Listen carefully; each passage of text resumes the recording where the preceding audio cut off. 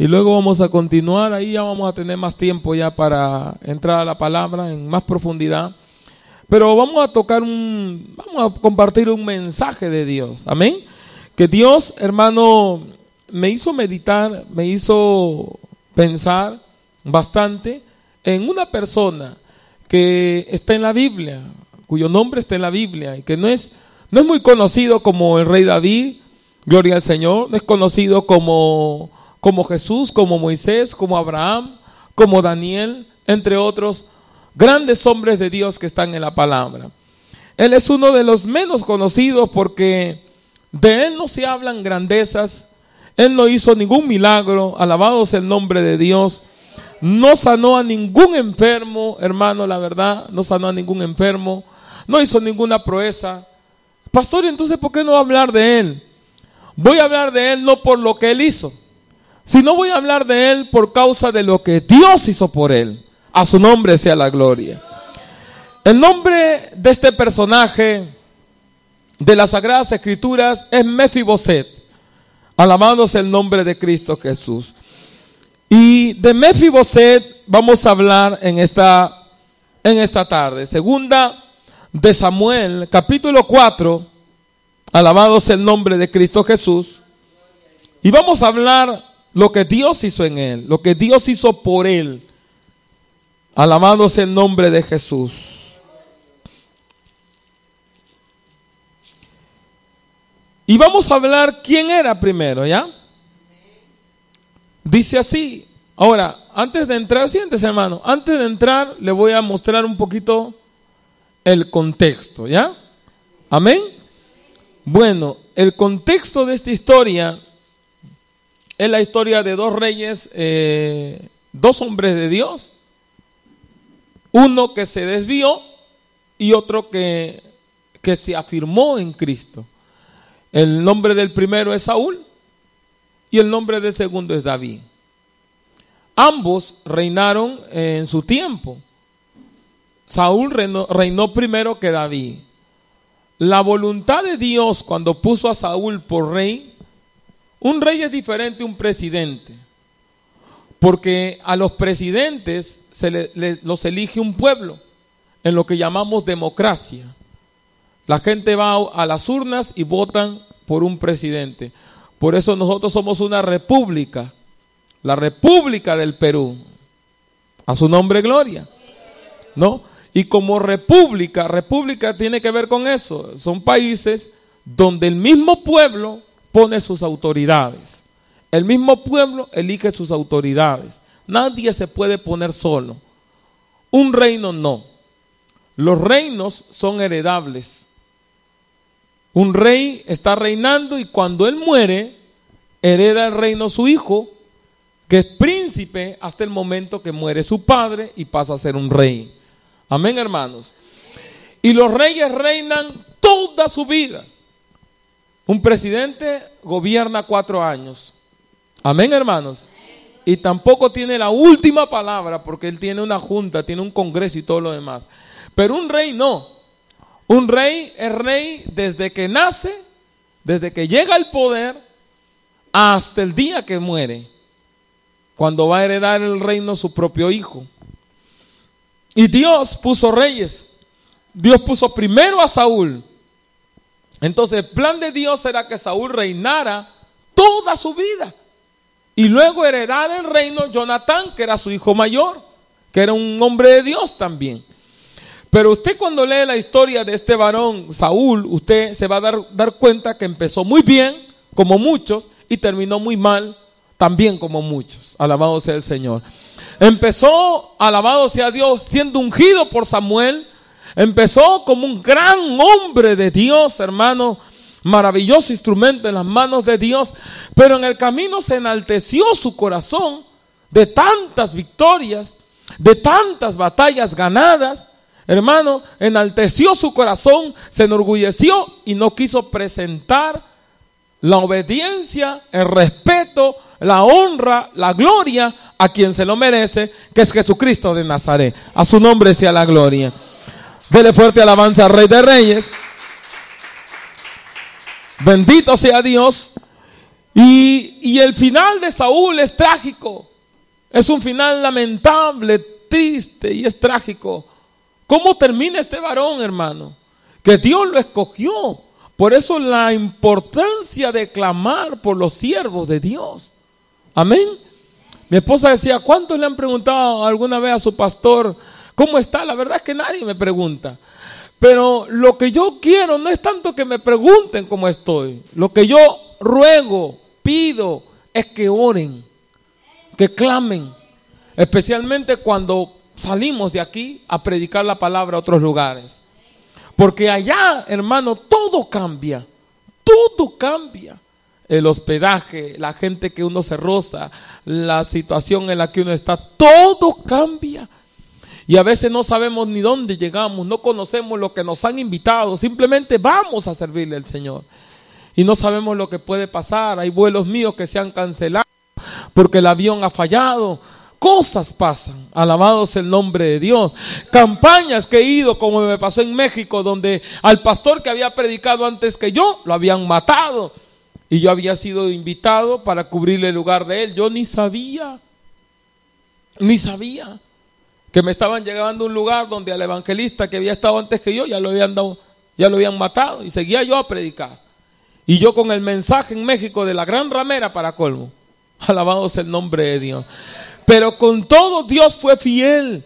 El pueblo se agolpó al teatro donde estuve predicando. Multitud llegó a los pies de Cristo. Le demostramos a la luz de la palabra que la iglesia católica es una mentira del diablo. Y la gente se quedó con la boca abierta cuando veían todas las imágenes que yo ponía en el proyector. Entonces, Dios nos ha guardado hasta hoy. Pero vendrá un día donde Dios permita que algo nos pase también. Yo estoy listo, ya estoy solamente, Señor, digo, ayúdame cuando me toque. Ayúdame cuando tú quieras demandar mi alma y demandar mi vida y llevarme a tu presencia como tú quieras. Ayúdame. Y Saúl, hermano, se olvidó de eso. Se olvidó de que Dios lo había puesto rey. Él era un hombre pobre cuando Dios lo llamó, de la tribu de Benjamín. Cuando Dios lo llamó, Saúl iba a buscar los bueyes, las bueyes y los burros de su padre. O sea, era un cuidador de burros, bendito sea Dios. Y de un momento de cuidador de burros pasó a ser un tremendo rey en el pueblo de Israel, en el pueblo de Dios. Así que no era cualquier cosa lo que Dios le había dado. Pero ¿cómo termina Saúl? Termina suicidándose. Mire, termina suicidándose en su propia espada. Y hasta para matarse fue malo. Ni siquiera eso pudo hacer bien. Porque cuando uno está lejos de Dios, ni para eso no es bueno. Se lanzó o se tiró sobre su espada, pero no murió. Y la vida quedó en él. Y él quedó atorado en la espada. Alabamos el nombre de Dios. ¿Ah? Tanta era su agonía, porque no moría y estaba sobre la espada. Tanta era su agonía que le pidió a uno de sus soldados que se apoye sobre él y termine de matarlo.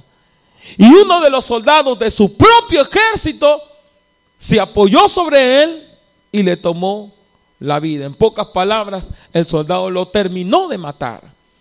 A quien después el rey David lo terminó matando también por matar a un hombre de Dios. Bendito sea el nombre de Cristo Jesús. Y normalmente cuando habían disputas, porque usted sabe que en la historia de Israel y de estos dos reyes, usted sabe que Saúl persiguió a David, ¿no es cierto? Y lo persiguió durante muchos años a muerte, porque Saúl sabía que Dios había puesto sus ojos en David y Saúl lo quería matar. Pero lo tremendo de todo esto es que nunca lo pudo matar. Y lo normal era que cuando un rey era tu enemigo y tú entrabas al poder, tú tenías que exterminar toda raíz que quede de él. Tú tenías que matar, si tenía una hija, matarla, si tenía hijos, matarlos. Toda su descendencia tú tenías que acabar. Pero entra al poder un hombre de Dios. ¿Cuántos dicen amén? Un hombre de Dios que era David. Y David había hecho un pacto. Había hecho un acuerdo con el hijo de Saúl, con Jonatán. Había hecho un pacto. Y en el pacto David le había prometido tener misericordia de su descendencia si llegaba a ser rey. Amén, hermanos. Ahora, usted conoce por la historia también de Israel y Jonatán, que estos eran amigos muy entrañables, ¿no? ¿Cuántos quisiéramos tener amigos como los que tuvieron ellos, no? ¿Cuántos quisieran tener? Yo quisiera tener un amigo como Jonatán, ¿no? Y usted seguro quisiera tener un amigo así como David, o un amigo así como esa amistad que tenían ellos, tan bonita, ¿no? Donde Jonatán se las jugó más de una vez por David. No se olvide de esa escena cuando Jonatán está en la mesa y Saúl le pregunta por David. Y Jonatán le dice, yo no sé dónde está. Y usted sabe que Saúl le preguntaba porque lo quería matar. Y cuando Jonatán lo niega, Saúl se enfurece y se le meten los demonios que ya estaban en él. Y Saúl se enfurece, agarra su lanza propia y se la tira para atravesarlo a Jonatán. No lo atravesó porque Jonatán se esquivó, dice la Biblia. Porque si se hubiera quedado quieto, Saúl mataba a su propio hijo en su propia mesa. Para que usted se dé cuenta hasta dónde estaba de endemoniado Saúl, después de haber sido un hombre lleno del poder de Dios. Alabado sea el nombre de Cristo Jesús. Por eso, hermano, no se aparte usted de Dios. Amén. Esto es camino de una sola vía. Aquí nadie se puede volver atrás, porque 7 peores vienen sobre los que uno ya tenía. 7 peores demonios. Y vea que cuando muere Jonatán y muere Saúl, ambos murieron el mismo día y en la misma guerra. Cuando mueren estos 2 varones, gloria al nombre de Cristo, y pasa el tiempo y Saúl vence a sus enemigos, es coronado como rey absoluto sobre Judá, sobre Jerusalén, o mejor dicho, sobre el pueblo de Israel. David, hermano, se va a acordar de la promesa que le hizo a Jonatán. ¿Cuántos me están oyendo? Capítulo 4 de 2 Samuel, en el verso 4 dice así: y Jonatán, hijo de Saúl, tenía un hijo lisiado de los pies. Tenía 5 años de edad cuando llegó a Jezreel la noticia de la muerte de Saúl y de Jonatán. Y su nodriza le tomó y huyó. Mientras iba huyendo apresuradamente, se le cayó el niño y quedó cojo.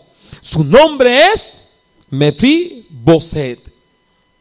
Mefiboset, hasta su nombre era profético, porque la palabra Mefiboset significa el que destruye la vergüenza, el que destruye la vergüenza. Amén, hermanos.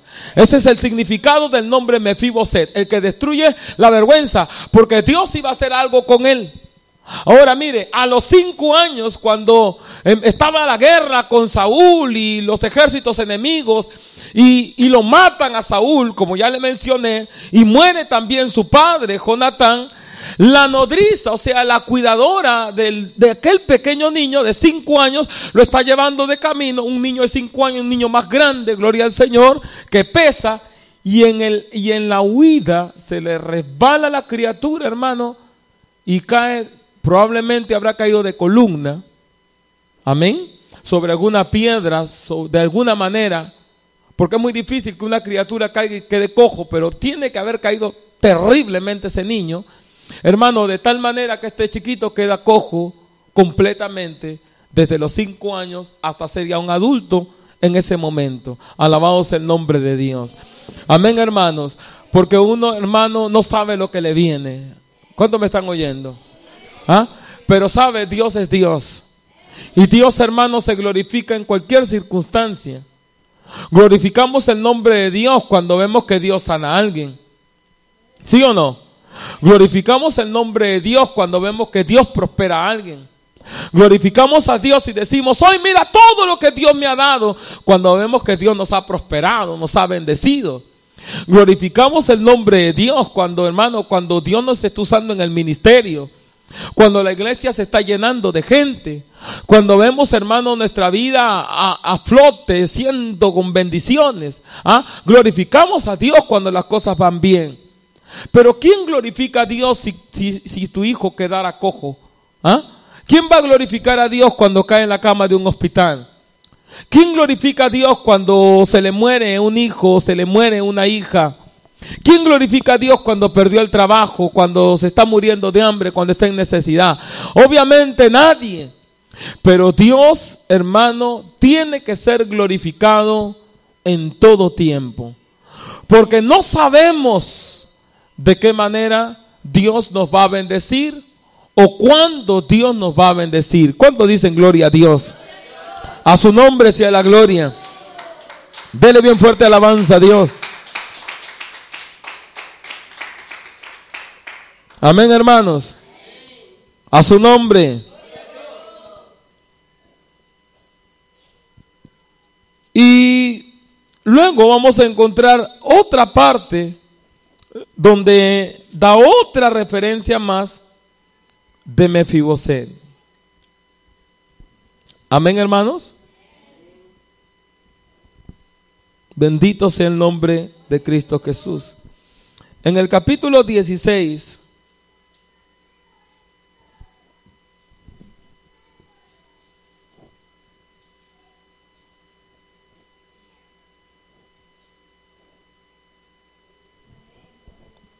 y en el verso 1 dice: cuando David pasó un poco más allá de la cumbre del monte, he aquí Siba, el criado de Mefiboset, que salía a recibirle con un par de asnos enalbardados, y sobre ellos 200 panes, 100 racimos de pasas, 100 panes de higos secos y un cuero de vino.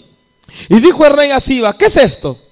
Y Siba respondió: los asnos son para que monte la familia del rey, los panes y las pasas para que coman los criados, y el vino para que beban los que se cansen en el desierto. Y dijo el rey: ¿dónde está el hijo de tu señor? Y Siba respondió al rey: he aquí, él se ha quedado en Jerusalén, porque ha dicho: hoy me devolverá la casa de Israel el reino de mi padre. Entonces el rey dijo a Siba: he aquí, sea tuyo todo lo que tiene Mefiboset. Y respondió Siba inclinándose: rey, señor mío, halle yo gracia delante de ti. A su nombre sea la gloria. Amén, hermanos.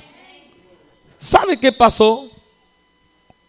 Cuando David, hermano, se establece como rey soberano sobre Israel, David se acuerda de la promesa que le hizo a Jonatán.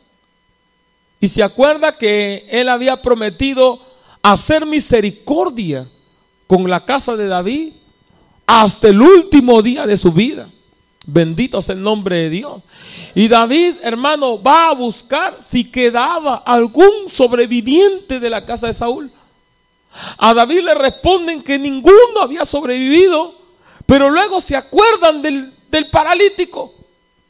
Y David dice: Mefiboset se llama, sí, mándenlo a traer. Hermano, y la historia dice que a este varón lo mandan a traer. Alabado sea el nombre de Dios. Hermano, y cuando mandan a traer a Mefiboset, David lo bendice. David no se venga ni nada, lo bendice, lo sienta a su mesa y le dice: todos los días tráiganmelo para que coma conmigo. Las heredades, las cosas, los bienes que tenía Saúl, se los entregó a Mefiboset, al paralítico, que nadie quería saber nada.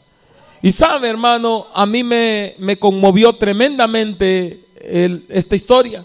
Bendito sea el nombre de Dios, porque me hizo acordar de mi Dios. David representa a Cristo. No en vano David es padre de Jesús también. Bendito sea Dios. ¿Ah? Hablando de esa manera sanguínea, ¿no? Y me hace recordar a Cristo, porque nosotros éramos reos de muerte, así también como lo era Mefiboset. Además, así como Mefiboset era un paralítico, nosotros también éramos paralíticos espiritualmente hablando. Éramos gente, hermano, que tenía defectos, que tenía maldades, que tenía odio, que tenía resentimiento, que no podíamos guiarnos a nosotros mismos, hermano. Necesitábamos siempre de alguien que nos ayude. Y así como el nombre Mefiboset significa el que destruye la vergüenza, Dios también nos escogió a nosotros, a cada uno de nosotros, para destruir la vergüenza, la maldición, la desgracia de nuestra generación. A su nombre sea la gloria. Yo sé que Dios me escogió a mí para destruir la vergüenza de mi hogar, la vergüenza de mi padre y la vergüenza de mi madre. Yo sé que Dios le escogió a usted para destruir la vergüenza también de tu hogar, de tu padre y de tu madre. Y Dios, hermano, en su misericordia, cuando Mefiboset se sienta a la mesa, David no le demanda nada. No le dice: tu padre me hizo esto, tu padre me hizo lo otro, mira, me quiso matar, te cuento cuánto sufrí en las manos de tu padre. No le cobró nada, no le demandó nada, no le sacó en cara nada. Simplemente lo bendijo, lo restauró y lo puso en lugar de honor. ¿Cómo es nuestro Dios de grande y maravilloso? Cuando hemos llegado a los pies de Cristo, Jesús no nos cobró nada, no nos demandó nada, no nos exigió nada, no trajo a la luz nuestro pasado. Oye, recuérdate, mira, de esto que me hiciste cuando tenías 10 años, acuérdate lo que me hiciste cuando tenías 20. Dios no nos trajo a memoria nada, de nada y de nada. Lo único que hizo fue restaurarnos a la gloria de su Padre Celestial en la mesa del Rey de Reyes y Señor de los Señores. A su nombre sea la gloria. ¿Ah? Y hoy nos sentamos a la mesa del Rey. Alabado sea el nombre de Dios. Hoy disfrutamos de los banquetes del Rey. Hoy disfrutamos de las bendiciones del Rey. Hoy disfrutamos de la misericordia del Rey. Obviamente que no todo es un mar de rosa, pero tenemos al Rey con nosotros. Por eso Efesios dice que con Él estamos sentados en los lugares celestiales. Usted puede pensar que su situación es difícil, pero hay gente que está mucho peor que usted y no tiene al Dios que usted tiene. Alabado sea el nombre de Dios. ¿Ah? Entonces entienda lo que yo le quiero decir. Así como David se acordó de Jonatán, Jesús también se acuerda de nosotros. Así como David mandó a buscar a Mefiboset, amén, hermanos, así también un día Cristo descendió de su trono de gloria y fue a nuestro encuentro a buscarnos. A cada uno nos encontró en diferente situación. A unos nos encontró enfermos y drogados, a otros los encontró en un hospital, a otros se los encontró en su casa, en su sala, a otros se los encontró en un accidente en la carretera. A cada uno Dios se lo encontró, pero con todos fue igual. No nos trajo la lista de nuestro pecado. La misericordia de Dios fue tan grande en nosotros que el solo hecho que Cristo nos haya perdonado y dado todo lo que nos dio nos hizo reflexionar en nuestra manera de vivir pasada. Por eso el arrepentimiento es una consecuencia de lo que Dios ha hecho en nuestro corazón. Nadie se puede arrepentir si no tiene un encuentro con Dios. Nadie puede llorar su pecado si no tiene un encuentro con Dios. El apóstol Pedro, hermano, tuvo un encuentro con Cristo. No había pescado nada toda la noche y de repente aparece el Señor. Como siempre, Jesús aparece en el lugar más indicado. A su nombre gloria. Y Jesús le dice a Pedro: oye, Pedro, ¿no han pescado nada? Y Pedro le dice: Señor, toda la noche tiramos la red y no hemos agarrado nada. Jesús le dice: bueno, entra una vez más.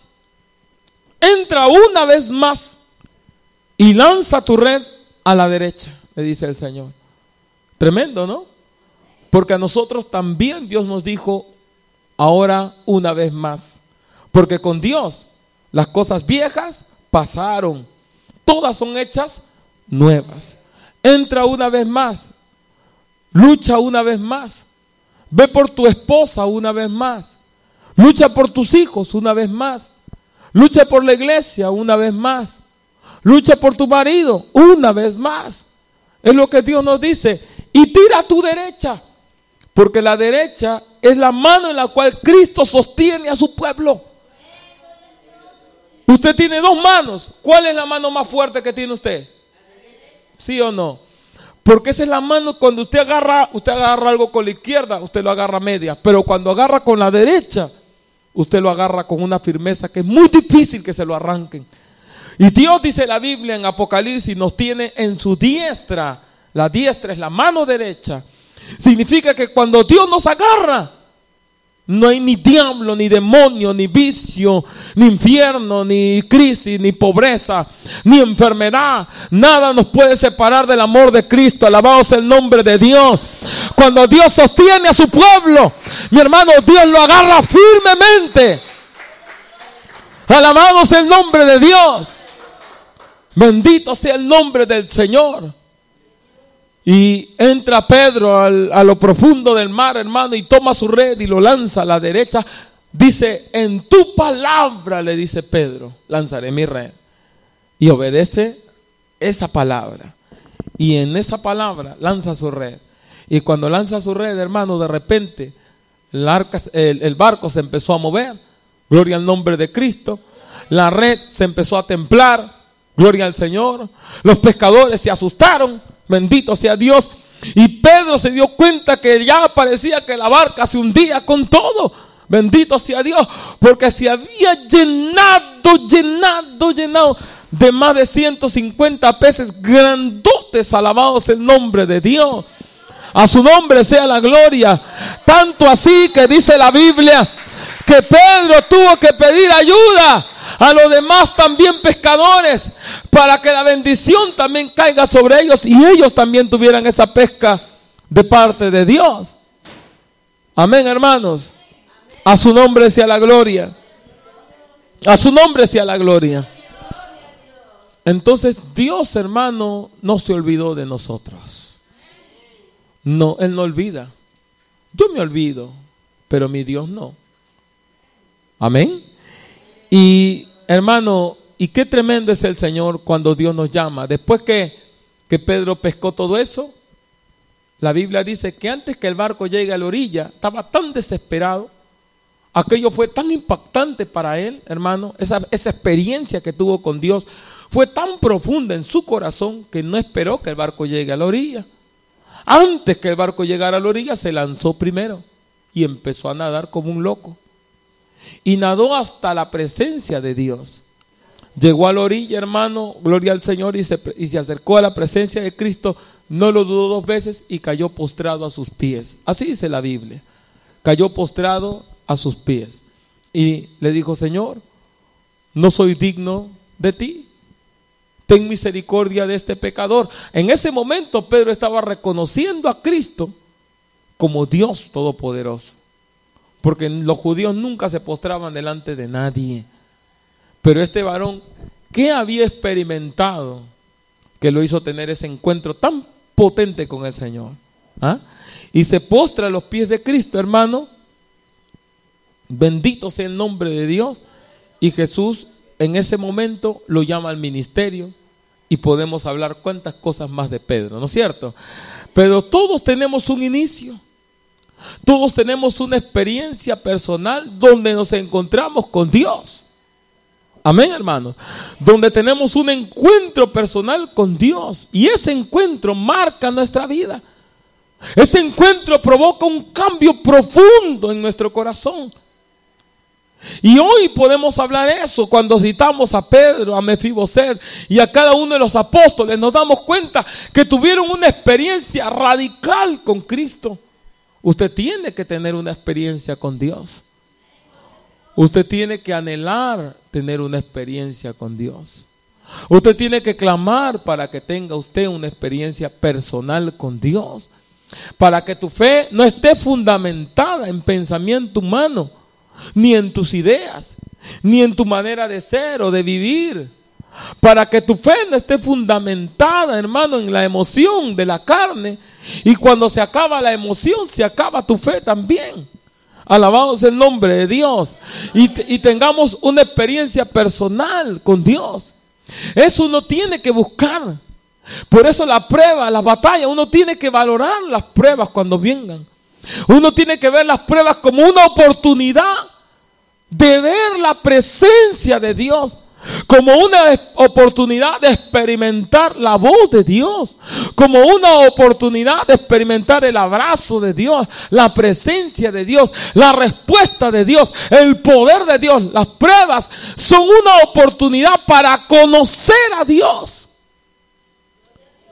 Y que Dios salga de las páginas de la Biblia y se vuelve espíritu y vida dentro de nosotros y nos cambie y nos transforme hasta la imagen de la gloria de nuestro Señor y Salvador Jesucristo de Nazaret.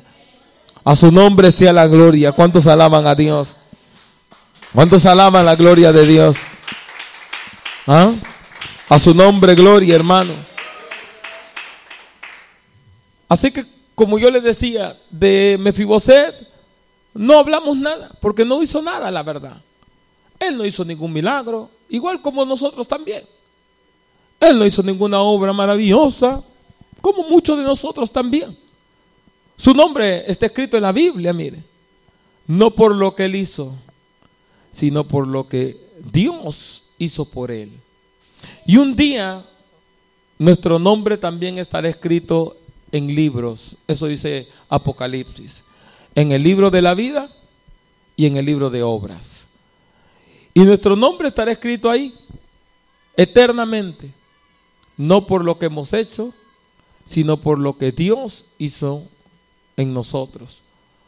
Por eso yo le animo a usted a ser agradecido con Dios. Amén, hermano. Yo le animo a usted a buscar a Dios con todo su corazón. Si estamos aquí, es para buscar a Dios con todo el corazón.